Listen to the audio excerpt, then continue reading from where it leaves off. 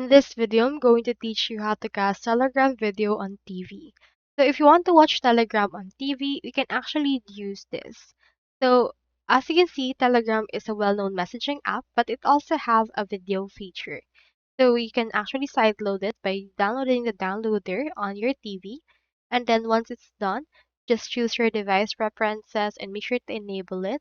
Enter right here the link onto the field, which is this bit.ly and this link that you can see on your screen.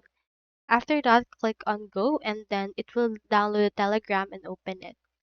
Now just log in onto your Telegram right there and then navigate to the settings and link your desktop right there.